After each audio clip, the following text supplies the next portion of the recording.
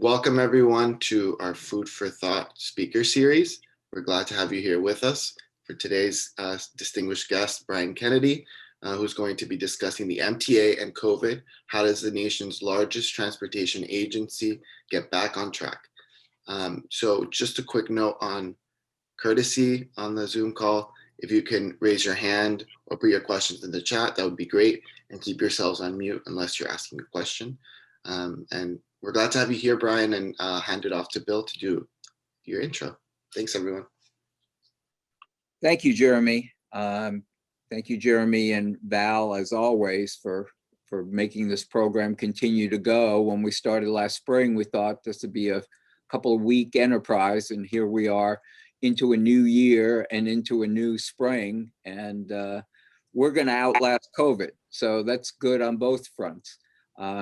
We're very happy to have Brian with us today. Professor Kennedy has been a pillar of the EMPA program for going on 2 decades, first as a student and more recently for, I think, well more than a decade, has been one of our key professors teaching public finance, which, while not required, is one of the most important courses I think people have the opportunity to take.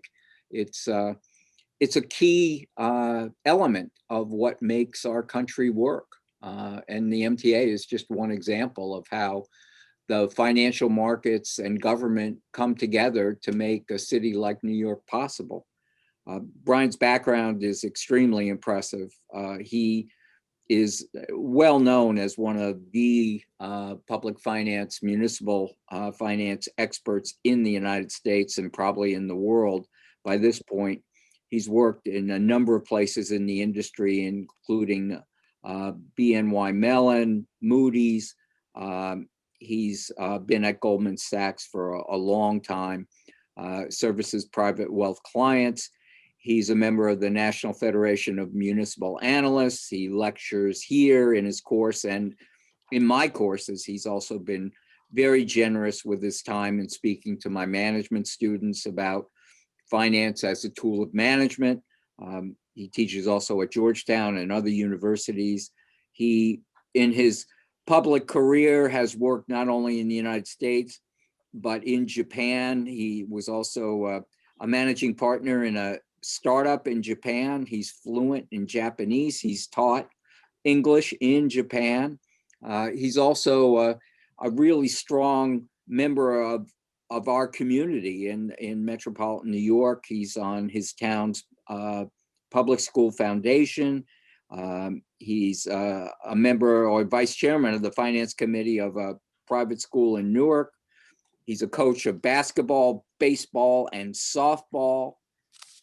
And unfortunately for him, he graduated undergraduate magna cum laude from Donald Trump's alma mater. But, you know, sometimes it's guilt by association. I think some people still think Penn's a good school in spite of their egregious error in one particular case. But Brian sort of offsets that, so brings them back to. So Brian, thank you so much. And I'll shut up because today's topic is not only extremely important, but for the non-initiated, it's a little bit complicated. So Brian, let her rip. Thank you, Bill, for the glowing introduction. You know, as people who are familiar with Penn know, Donald Trump went to Wharton. He didn't go to Penn, and people make a distinction between the two quite frequently. So I'm a Penn grad, not a Wharton grad. All right, very good. Perfect. Thank you, everybody. A lot of familiar faces here. We're going to spend some time today talking about the MTA and COVID. And we're going to wind into that some discussions about the federal government and some of the programs that they've used, both through fiscal policy and also through the Federal Reserve Bank through a new program that was initiated. So all the things that SEPA likes to talk about, monetary policy, central banking, federal government funding is all wrapped up in this one case study. We are going to talk a little bit heavily about the bond situation for the MTA because it was very interesting to watch over the last year.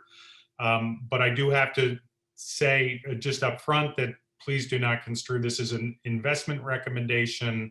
of any type. This is really just background, and my friends who are lawyers and compliance officers that I see their names will be happy that I did that disclosure up front. So you're all familiar with the MTA, right? You ride the subway. Most of you swipe Metro cards.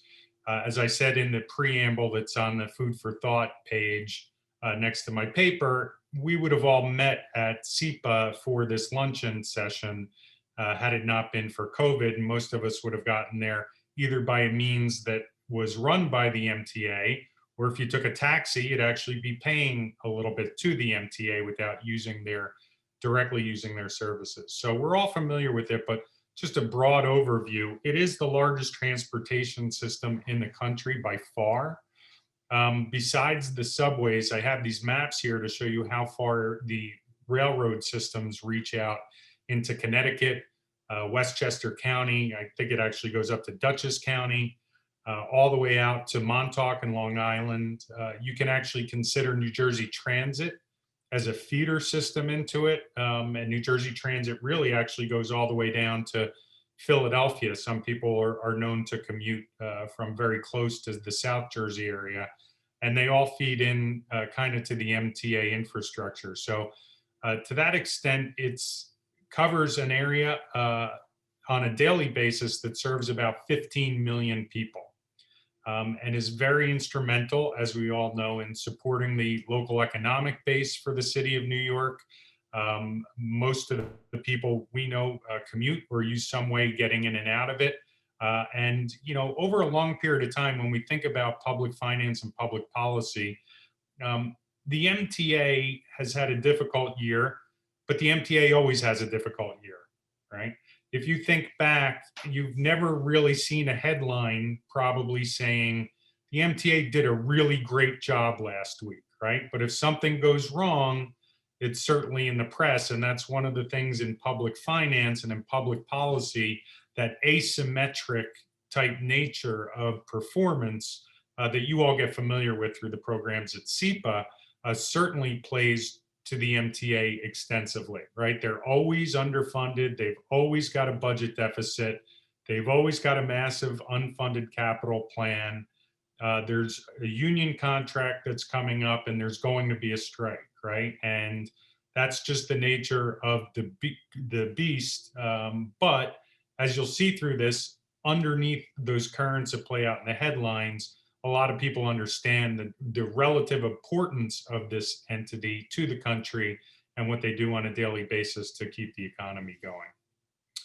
By the way, I do have chats up. If people have questions or comments, I'll keep an eye on the chat. And Jeremy said you can raise your hand as well. So if there are questions throughout, we'll try to address them either way.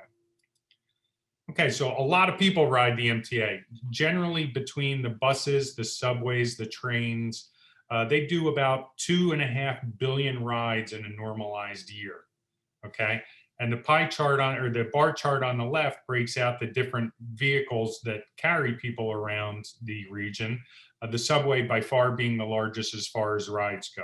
So the left axis, I have to refresh my screen, resume share. Thank you, Chris. Did that work? Stop share. Share screen.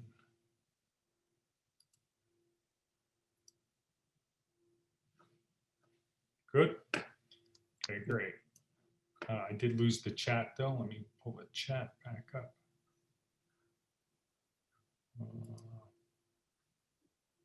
I've lost chat here. I can't seem to get the drop down. Okay, I'll try to go without it right now. So we have about 2.5 billion rides in a given year. The majority of them tend to be the subway.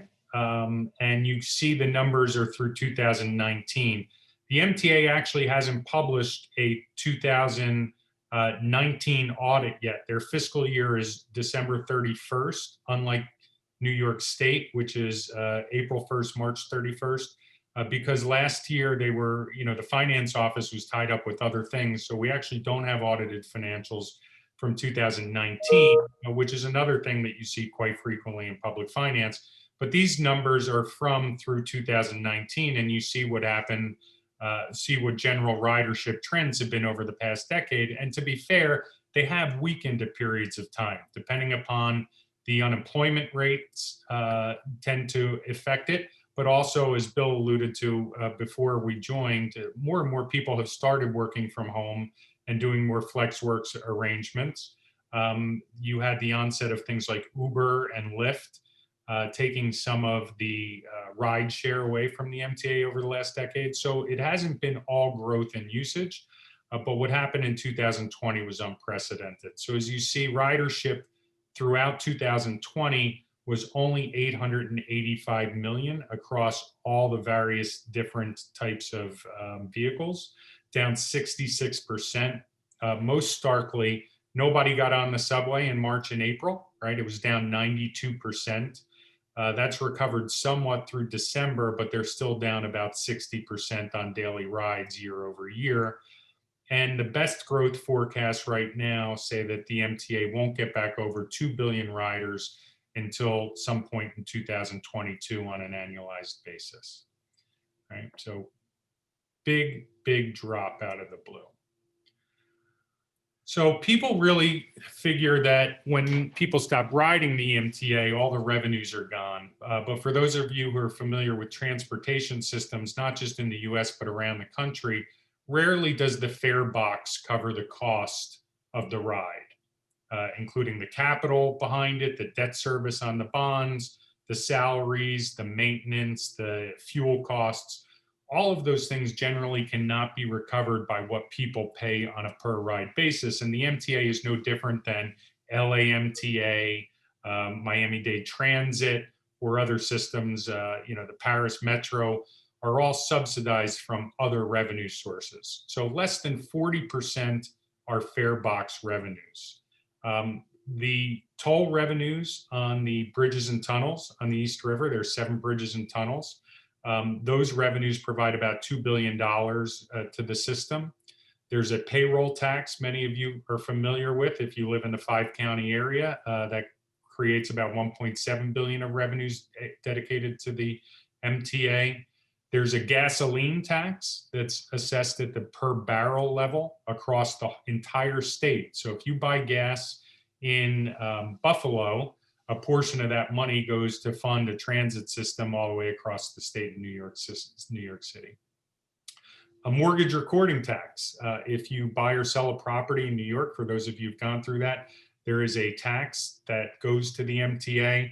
And then there's a pool of other urban taxes, the most of which the one that most of you will be familiar with is at the end of a taxi ride, the driver hits the button and an extra 50 cents goes on the top of your ride. That actually goes to the MTA to support operations. So what we always see from the MTA in times of crisis, when their revenues turn down or there's a big capital program, is that they need a new revenue source. And these types of taxes have been added over the past several decades to close budget gaps and to provide them with the money to do capital improvements and to continue to provide service. What's unique about COVID-19 and created a lot of concern was, yes, the revenue source is diverse, but they all went down at the same time. Or as we'll say, in finance terminology, the correlations went to 1, right? Nobody was buying or selling homes for a few months. Nobody was taking taxis. Sales taxes went down. Payroll taxes were impacted. So everything was impacted at exactly the same time, and you didn't get any offsets from these various revenue sources. I'm going to stop my share again for a second. So there's the chat. Let me share the screen again to see if I could keep the chat back up. I lost the chat when I did that. So if you can just raise your hand, I'll take questions that way. Okay, the next page talks about what the financial impacts were from the drop of ridership. So immediately in the weeks after March 13th, they were losing about $170 million a week in MetroCard swipes. And that is down 70% year over year very quickly, right? So cash starts going out. But also at the same time, they had to step up operational expenses related to cleaning, new HVA systems, and the MTA estimated that at about $300 million for 2020. So revenues are down 70% and expenses are up by $300 million. And that creates a kind of a storm that needs to be addressed and created concern in financial markets as well. On the beginning of March, the system did have $3.9 billion of cash, which is actually a pretty strong cash position that didn't get a lot of press about that, but there was cash there that they had, which is prudent public financial management to keep a good cushion or reserve at all times in case of emergency. And then we got an extra 3.8 billion from the CARES Act, the first CARES Act. So this came from Congress in the form of fiscal aid, direct cash aid, of which there was about $24 billion directed to transit authorities around the country. Of that 3.9 billion, the largest percentage of all went to the MTA, and another 1.5 billion, the second largest amount, went to New Jersey Transit, its sister agency across the river. So immediately Congress did recognize the problem that happened in New York and the importance, and did send cash right away. One thing I point out in my paper is Pat Foy, the head of the MTA, had asked for roughly $4 billion of aid, and the press construed that as being a sign that they were on the verge of bankruptcy, rather than saying it was good financial management. So when Washington, D.C. is handing out aid, and we're going through this right now, the bill that may go through, $1.9 trillion, if you're a governor, if you're a big city mayor, you want to be out in the press making your situation seem as dire as possible as a good management technique. Yet at the same time, that can spook investors, as we'll see. The MTA also drew down $1 billion line of credit that they have with 2 commercial banks in the midst of March. And they had been negotiating the sale of their headquarters building on Madison Avenue for several years, and they pulled the trigger and actually sold it for $1 billion at that point in time. But if you see from this chart from Kroll, their revenues for the year went from 13 billion in 2018 to 14 billion in 2019, and plummeted down to $8 billion. So there was a $6 billion decline in their total revenues over the course of the year, not including the extraordinary federal aid. Their expenditures did not go down, if you see on the bottom there, the same way. And one of the things that you probably saw in the play out in the press was Pat Foy said, I need to lay off 7,500 MTA employees to try to balance my expenses versus my downturn revenues. But of course, he didn't have to do that because of the aid, and in a Keynesian manner was trying to prevent adding to the unemployment rate in New York City at the time when it was already suffering. Restaurants are closed, businesses are closing. You don't want to lay off a lot of public employees in the midst of that. Okay, so not only did the subway revenues go down, but this shows you the collections for the toll bridges on the East Rivers and out in Long Island, right? So the revenues, as you see, grew year over year by about 5% from 2012 to 2016, from 1.4 billion to just under 1.7 billion in 2016, and toll revenues got up over $2 billion through 2019.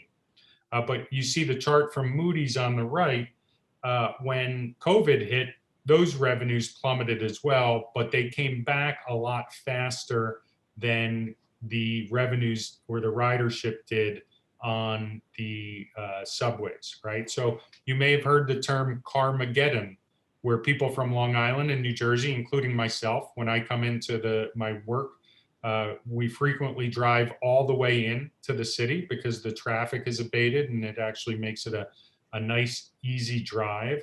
And the same thing has happened from the Long Island side. So in some ways, the bridges and tunnels on the East Rivers are picking up business, if you will, from the Long Island Railroad. But that has actually been helpful for them as they get back towards more normal ridership. And again, the revenues from here do flow down to support the subways and the train systems as well. So there is some overlap. All right, we're going to talk about the debt of the system. So the MTA is the fourth largest big borrower in the municipal bond market. And why is that? Well, they have a $40 billion capital plan.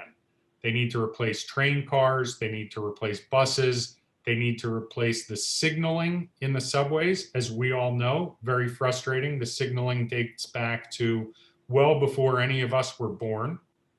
And I'm a lot older than most of you on this call, so that's a really long time ago.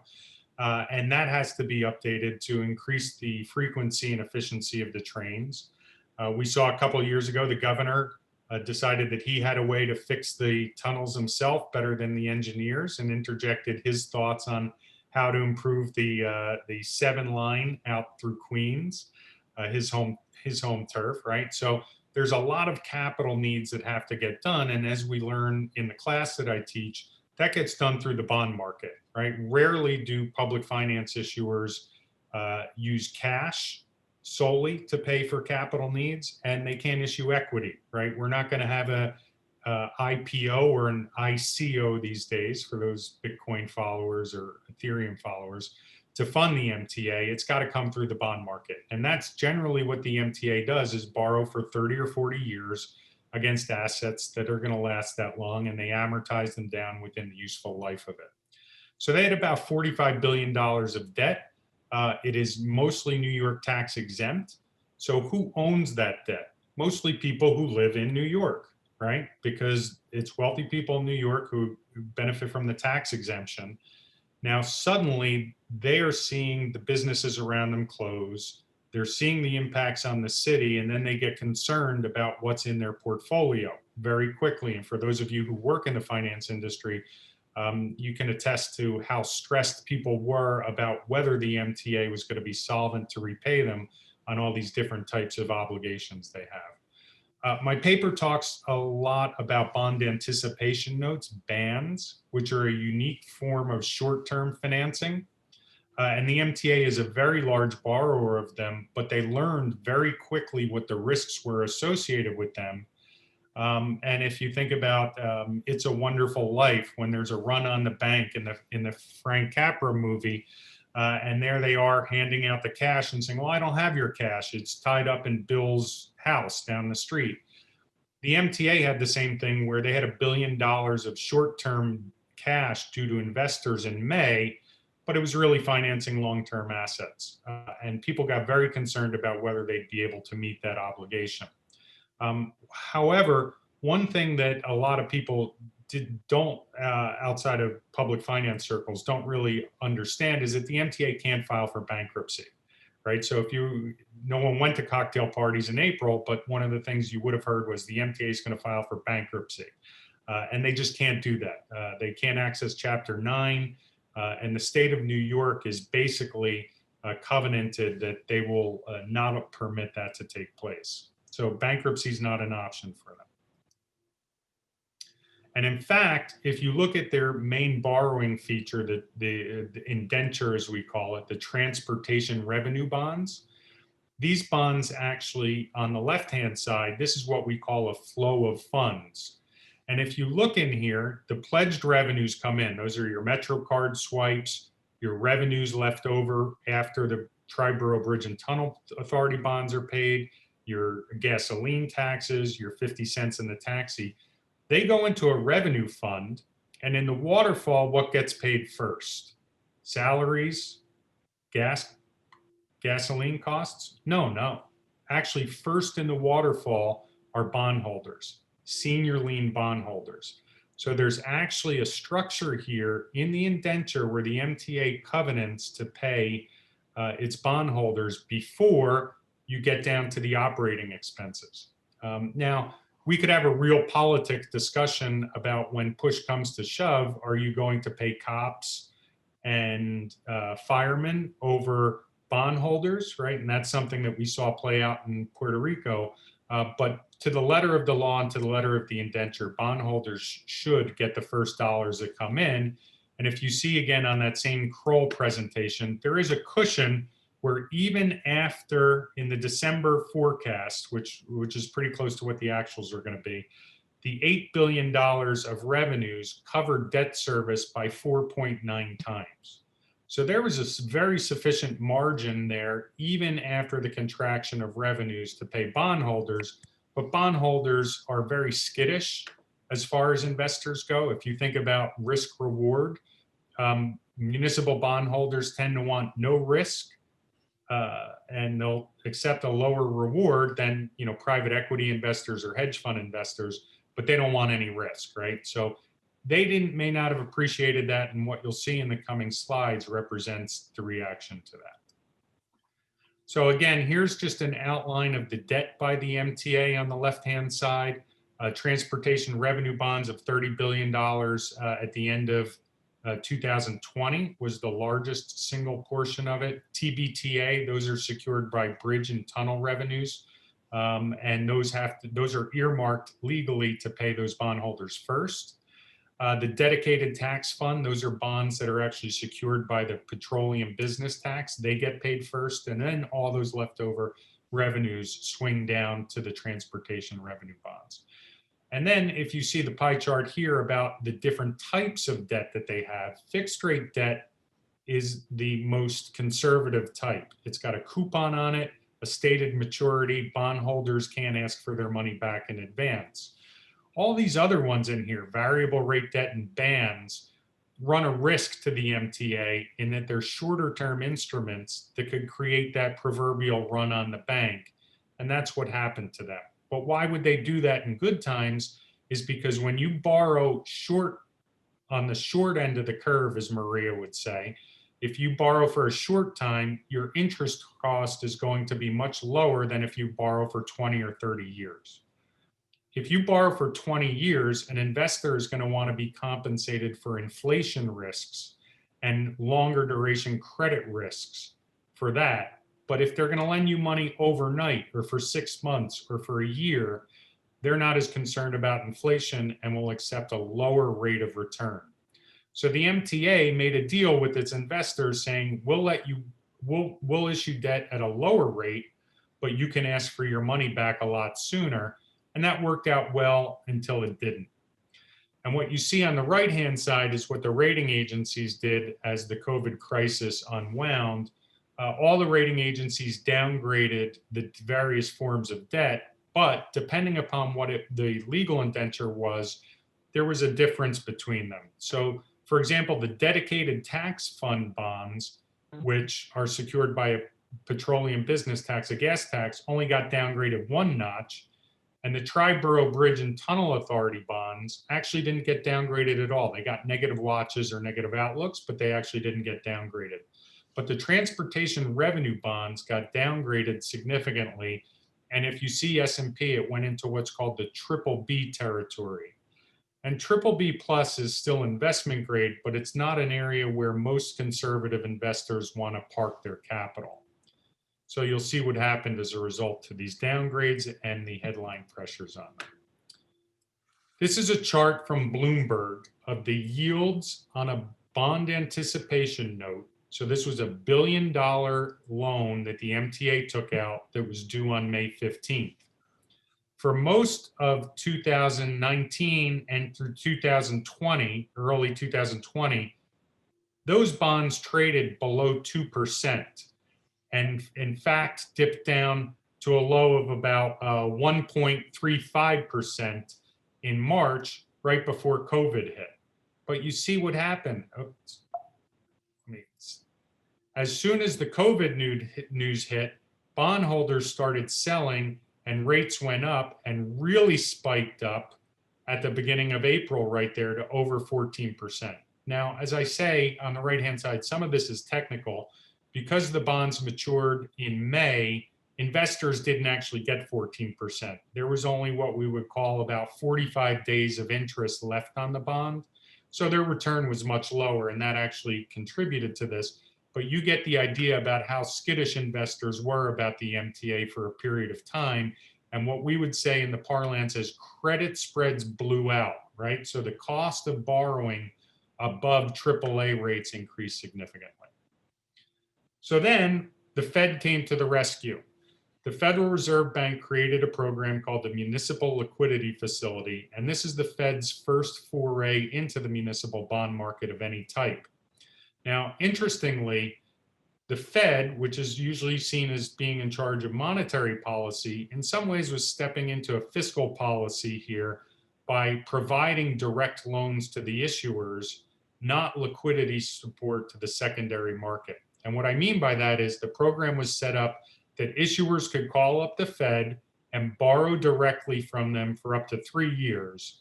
But the Fed wasn't buying bonds that were already out in the market as it was doing in the corporate market. The program got a lot of headlines, but not a lot of usage. That's partly because the Fed did not want to interject itself politically, in my view, saying, hey, we're going to lend $5 billion to Blue Illinois, but we're only going to lend $1 billion to Red Florida, or vice versa, right? The Fed was very concerned about its reputation, so they priced these loans to be really a lender of last resort. And only 2 issuers actually used the facilities. Guess who? You got it. The MTA used it twice. They borrowed about $500 million in August. This is a Bloomberg screenshot. And they borrowed a coupon of 1.93% for 3 years. So they got market access, or they got funding from the Fed at a much lower cost than the market was providing them, right? You saw how credit spreads got as high as 5 or 6%. But for 3 years, they were able to borrow here at just 1.9%. And then they used the program again in December, right before it closed, not because they needed it, but because management thought it was a prudent step to help them on their capital funding plan. So they drew down the full amount they were allotted of $2.9 billion. Can anybody guess who the only other issuer who borrowed was? The state of Illinois.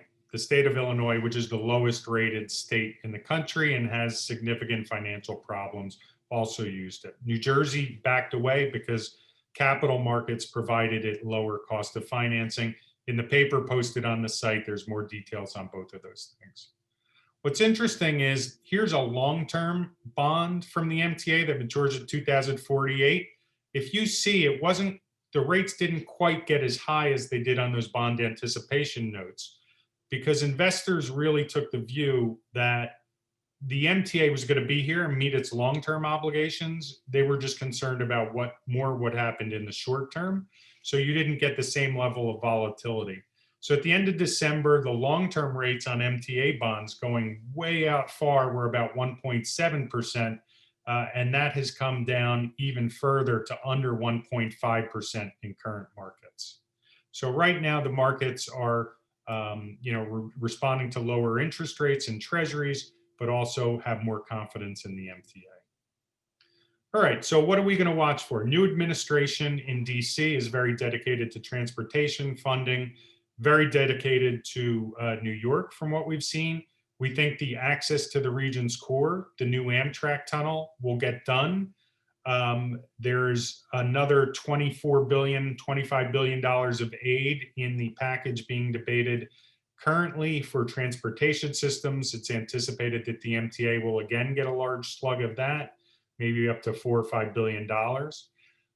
New York, as far as infrastructure goes, and the MTA is intimately tied to that, has taken a lot of steps in recent years. We have new bridges that you guys have seen, whether it's the Thruway Authority that's done them, or the City of New York, or the Port Authority. We're going to have new terminals at all 3 airports. Now, a skeptic may say we don't have more runways and we don't have an improved air traffic control system. So you're going to wait longer at nicer terminals, but everybody likes a good Cinnabon while they're delayed for 2.5 hours due to weather events or whatever it is. We have a new Amtrak, the Moynihan Train Hall is opened up, and there's actually the initial plans are going forward to replace the Port Authority bus terminal, right? So infrastructure in New York City, there's been and I don't even have the third tunnel of the New York City Water Authority is kind of up and running.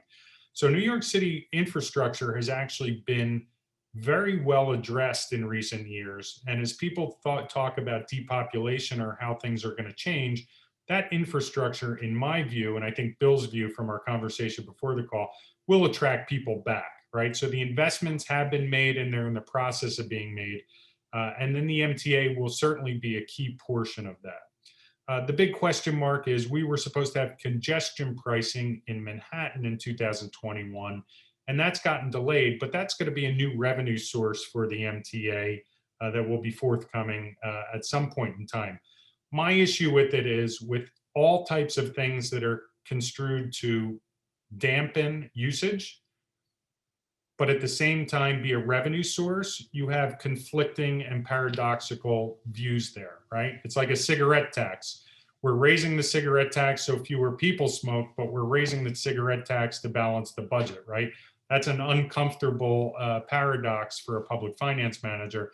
And in some ways, congestion pricing, it's being done to limit traffic in Manhattan, but at the same time, it's going to be done as a main revenue source there. So that brings us to about 40 minutes in. I've covered a lot of territory. My class in the fall, for those of you, I see some of the students, we go into these issues in more detail, and we'll be happy to see some of you there as guests. You can come back again. But the takeaway messages for you are the MTA's long-term infrastructure gets funded by the municipal bond market.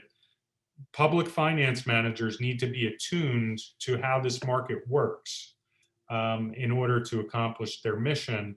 And some of the terminology that we've talked about with interest rates and credit spreads and bond duration are important concepts for people to be aware of as they're trying to develop capital plans for their various institutions. And with that, Jeremy, I can open it up for some questions. Great, thank you. So if you have any questions, you can put it in the chat or you can raise your hand and we can call on you. Hey, Brian, it's Bill. Hey, Bill. So what do you think about a fare increase, fare toll increase? Do you think, I know the answer is always no, but maybe if you were going to do it, maybe now's the time to do it so that when people come back, it's just there and that's what they pay. Or alternatively, do away with some of the discounts now that at most of the subway stops anyway, I just use my credit card because I don't care. I don't want to be bothered with remembering to buy a swipe card, or then I swipe the card and it doesn't have any, so for whatever the difference is, I just use my credit card. So for me, the discount no longer matters at all. So just thoughts about increasing the revenue side. Yeah, so they had, I think at the last board meeting in December or January, I forget what it was, they had as high as a 7% proposed fare increase. And then, when you say 7%, what do you do immediately? You scale it back to 4% and it sounds more palatable. But I think that's deferred at this point in time, but you should certainly expect fare increases to be part of the discussion, somewhere in the lines of about 3 to 4% per year. But people who, use the Metro card and use the service don't realize that chart that I showed up front, and that you're really only covering 40% at best of the cost of putting your butt in a subway seat for the ride that you're there, right? So that will increase over time as, in the same way that states balance their budgets, public college tuitions tend to go up as they cut aid to them. Right. But the federal government aid may be one of the things that they want to do to dampen the increases there, because they do want people to start riding the subways again, right? From a policy perspective, part of the attraction of keeping people in Manhattan and Queens and Brooklyn and the Bronx, Staten Island, is the ease of commuting around the city. And as people want to support businesses and things like that, not having that fare increase directly fund it is certainly going to be something that they're going to want to consider over the next couple of years. But over time, fares will go up. We have a hand up. Kathleen? Hi. Hi, Kathleen. Hi, Professor Kennedy. Thank you for a great presentation. I really enjoyed it. So just wanted to get back to your last slide point about the long-term strategy. So just thinking about the post-pandemic, and we know like the workplace is not going to be the same. Like, is it a bit too premature to think about what that revenue projection might look like, especially for something like congestion pricing or some of these other longer term things before we get a sense of what the new workplace will look like? Yeah, so I mean, we're all going to figure that out. We're on Zoom now, and we're going to be on Zoom going forward for a lot of things that we used to do. And congestion pricing has been rolled out in London and a couple cities around the world, but we don't know what it will really be for New York, because when you dug into it, there are a lot of exemptions built into congestion pricing, right? Everybody got a carve out depending upon where you lived in Manhattan, depending upon what type of service you provided. One of the more interesting things that I actually did hear proposed for the MTA was a per package tax, right? And that's kind of looking at the new economy and saying, sure, we're not all running out and shopping. We're getting boxes delivered to our apartments, and that's the new paradigm, right? So are you going to see discussions about a new revenue source tied to what the new the new reality of shopping is? That'll certainly be forthcoming. Will there be a Zoom tax, right? Will there be a way that as we do this, kilobits or something get taxed depending upon the services? We already have kind of some of that, in that a lot of infrastructure is paid by gasoline taxes, which are going down simply because gas mileage is up, which we think is a good thing, right? Fewer carbon emissions, more electric cars. So you're seeing states try to use alternative revenue systems, saying maybe we'll charge your mileage at the end of the year, the tax. So it's early to know what the reality is going to be in the future, but you do have to make plans, and these are best guesses of where they're going to be. Personally, and Bill and I were chatting about this before a lot of you got on. My view is New York will come back, right? People who think New York is done. I remember the 70s in New York City. For those of you who do, it tends to attract talent historically for the past 150 years. And I think we may be in a slight blip down, but my view is that it comes back over time. So it's a good time for you, Kathleen, to buy that apartment in Manhattan you've had your eyes on for many years. I'm happy staying in Jersey for now.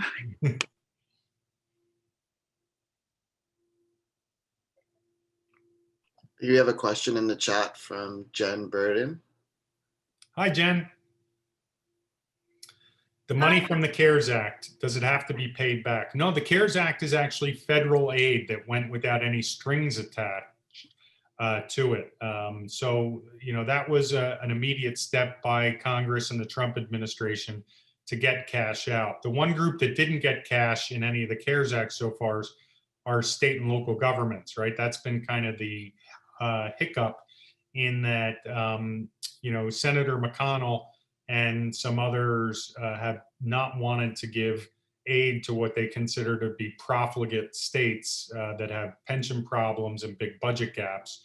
And also, the dirty little secret is, in some ways, states did pretty well in 2020. California ran a much larger surplus than they had the year before. Capital gains taxes were up from people selling stock at all-time highs, IPOs for things like Zoom and the other things. So state coffers were actually down like 2 to 3%, not down 20, 30%, right? So the size of the gap that people were crying about in April and May for some of these issuers really wasn't as big. So, the current, the iteration of the $1.9 trillion aid out of DC does have, I think, about $350 billion of direct aid for state and local governments, which will be useful for them. But that's one of the big sticking points between it. As far as selling the building, they were in negotiations for several years. So it wasn't like they did it at the last second. Maybe they didn't get the full price they wanted for it. But, does the MTA really need prime real estate on Madison Avenue, or can they be in a different part of the city that's more cost effective, right? So in some ways, I can understand that decision by them, and it came at a fortuitous time, the sale. Professor Kennedy, also about the money from the CARES Act, I mean, I know COVID-19 is unprecedented, but for that type of cash infusion from the federal government to an agency like that, is it normal for it to be unrestricted, or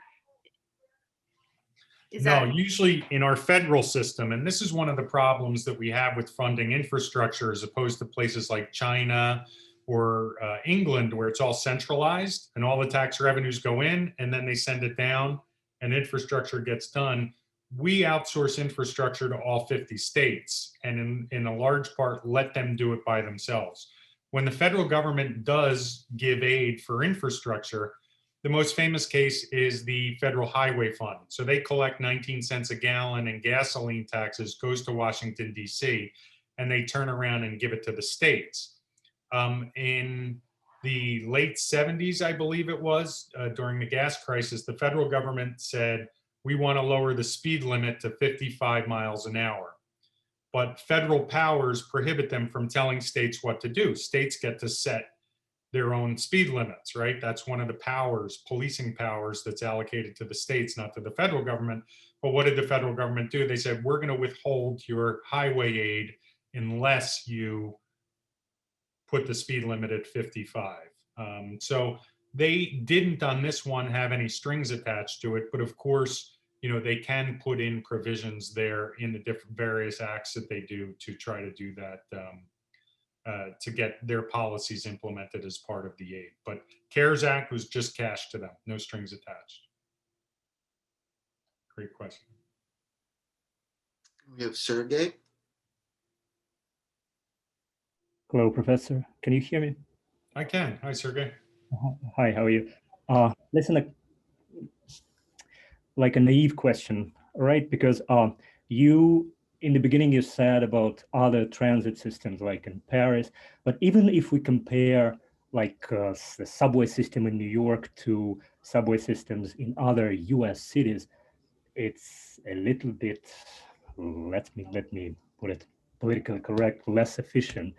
And one of the problems, I guess, is the signal system. They always have to repair, there are delays, et cetera, et cetera.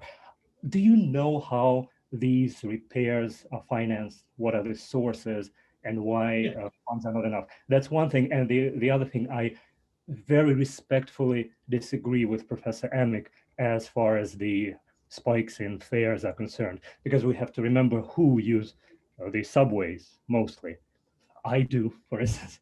And for some people, those perks, like for instance, that you can buy a 30-day discounted fare, that's very important. If you just, I understand that little by little it's gonna go up anyway. But if we just eliminate those, that's gonna be really difficult. Thank you so much.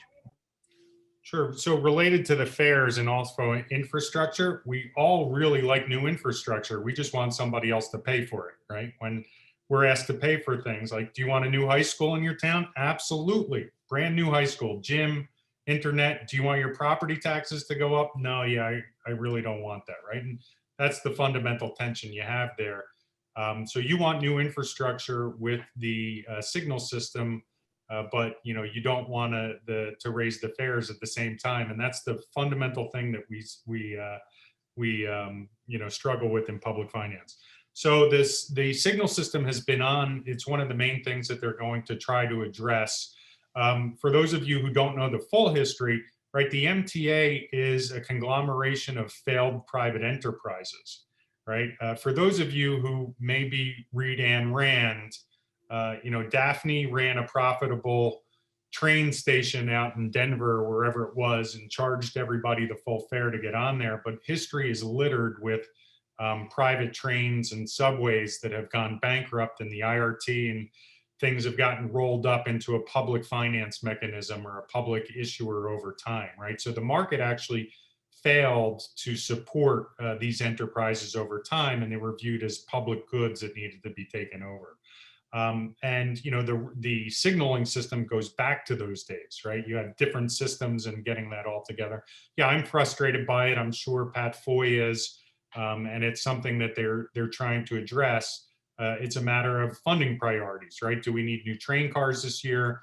Do we need a new 7-tunnel? And things like that come up, and it's in your capital budgeting. Those priorities get expressed by the board. This is what we want done. And I'm sure with an unlimited amount of money, the signaling system could get done very quickly, but given the realities, that just doesn't happen. So, and to be fair, unlike Paris or the subway in Moscow, the MTA is largely left to fund itself, where the state of New York and the city are, without until today the federal government stepping in and saying we're going to pay for infrastructure, as where those countries with stronger central control have much more of a easy time dictating changes in infrastructure, right? If you think about, there's a train bridge in New Jersey that feeds in, that's 100 years old. It's the one that turns and gets stuck. They finally have shovels in the ground to replace that. And part of the issue was you had to get sign off from Amtrak, the federal government, the state of New Jersey, Bergen County, Hudson County, City of New York, MTA, right? Everybody came in to approve that. When you have a stronger central control, you say, we want to replace this bridge. That's much more efficient. I agree with you, but our federal system doesn't actually work that way. I know, Professor. Professor, thank you so much. I know that, absolutely. But what about other cities in the US? Yeah, I mean, other cities in the US don't have the same level of infrastructure. I mean, Los Angeles has built a subway system in recent decades using a sales tax. And then light rail has gone into a lot of other cities. I don't think the CTA in Chicago or any of the other legacy systems, the T up in Boston, are significantly more efficient than the MTA. And they certainly don't move the same number of people. Jeremy, do we have other questions? Let's see here.